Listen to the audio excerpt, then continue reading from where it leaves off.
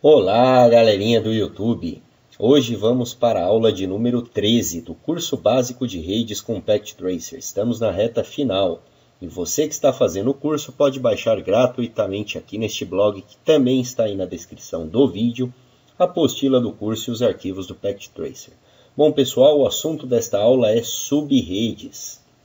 O conceito de subredes surgiu devido à necessidade de se dividir as redes formadas pelas classes A, B ou C em outras redes menores.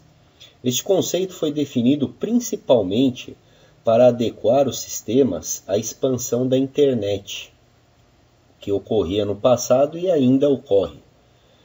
Essa expansão, ela fazia as tabelas de roteamento crescerem cada vez mais em função da evolução tecnológica dos dispositivos que iam acessando a rede diariamente e do consumo que permitia colocar novos dispositivos na rede. Esse aumento de consumo, todo mundo comprando tablet, celular, essas coisas. A solução encontrada para este problema foi a adição de mais um nível na estrutura de endereçamento. Então, o espaço reservado para host foi dividido em uma parte destinada à numeração da subrede e outra destinada à numeração do host. Como vocês podem ver na figura aqui, temos a estrutura do endereço IP, que nas aulas anteriores vimos que é dividida em duas partes. Então o NetID, que faz aí as classes de rede, né? Ou seja, todas as máquinas devem ter o mesmo NetID, devem estar na mesma classe para que haja comunicação.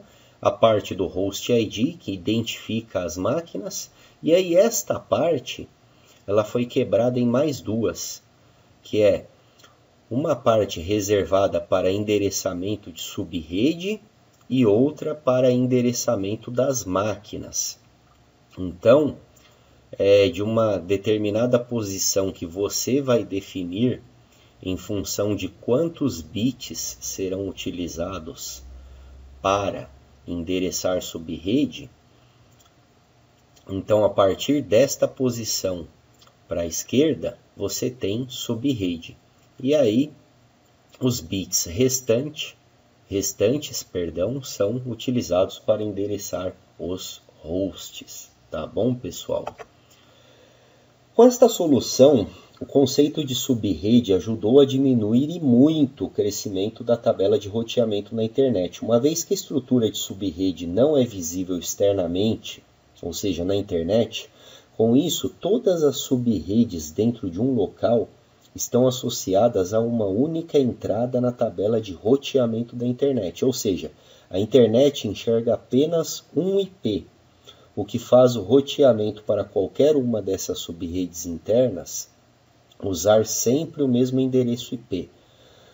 Uma subrede é administrada de forma local e é vista pelo ambiente externo, internet, como sendo uma única rede. Então vamos voltar aqui no nosso exemplo. Então imagine que nós tenhamos aqui um IP externo, que ele é roteado pela internet, tá? Então, através deste IP externo, nós podemos fazer algumas subredes, tá? O nome dessa técnica é subnetting. Isso daí é um assunto muito extenso, cálculo de subnetting e tal. Isso aí fica para um outro curso, aí, para uma outra oportunidade. Então, vamos nos atentar apenas ao conceito básico. Então, qual que é o conceito básico? Você tem um endereço externo e aí você pode, através deste IP, quebrar em algumas subredes, né? Você pode endereçar algumas subredes aí de acordo com a sua necessidade. Então eu peguei um IP aqui e fiz 3 subredes, tá? Então eu usei aqui, ó, esta parte para endereçamento de subrede. Então eu criei o que? 3 subredes. A subrede 80, a 85 e a 88. E todas estão terminando com 0. Por que com 0?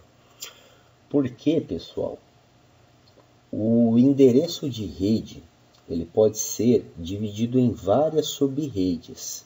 sendo que o endereço mais baixo será o endereço de rede. É o campo destinado a host ID preenchido com zeros.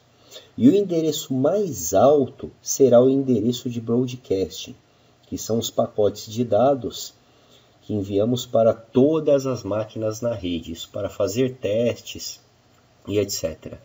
Então, qual que é o endereço mais baixo que eu tenho aqui, por exemplo, na minha subrede 80? É o final 0. Então, este endereço vai identificar dentro daquele IP externo que é a minha subrede 80.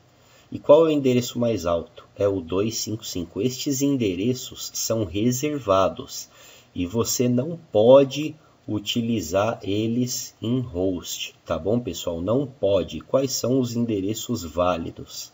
São estes aqui, ó, 1, 2, 3, 4, até o 254, tá bom? Então vamos ver um exemplo aqui no Packet Tracer. Eu, para adiantar, já deixei uma pequena rede montada aqui, tá? Com 4 computadores, todas de classe C. Eu vou mostrar para vocês, ó, esse aqui é o IP final 1, final 2, final 3 e final 4.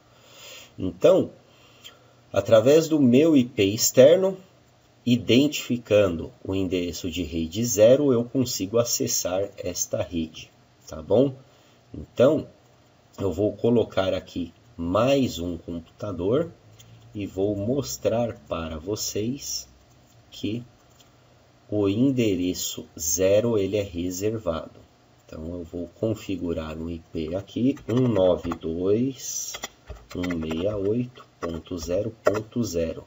Olha só, o Packet Tracer ele não deixa nem você colocar esse IP. Então, o final 0 é o endereço que vai ser utilizado para identificar a rede. Em aulas anteriores, na aula de WAN, dá uma olhadinha lá, se você esqueceu. Nós usamos o endereço final 0 para identificar a rede lá. Fizemos essa configuração no roteador, tá bom, pessoal? E o broadcast, onde que entra nessa história? Bom, eu tenho 4 máquinas. Por exemplo, eu quero fazer um teste aqui. Eu quero utilizar o ping para verificar se essas máquinas estão online. Então, eu vou pingar eu mesmo, que é o endereço 1. Ele está aqui.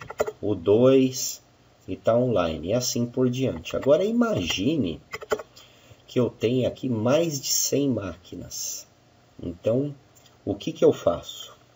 Eu posso pingar através do endereço 255, que é o endereço de broadcasting, tá? Então, quando eu utilizar esse endereço, olha só, o comando ping, ó, ele está pingando o 2, o 3 e o 4, tá vendo? Ele está tendo resposta de todos, então ele é o endereço de broadcasting. Então o 255 eu não posso utilizar aqui na minha rede, não. Qual é o último endereço para essa rede aqui? É o 254. Então 192.168.0.254.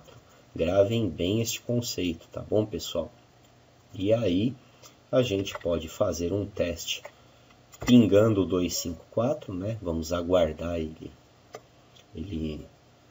fazer o processo de atualização aí do switch. Vamos pingar apenas o 254. Ok, ele está online.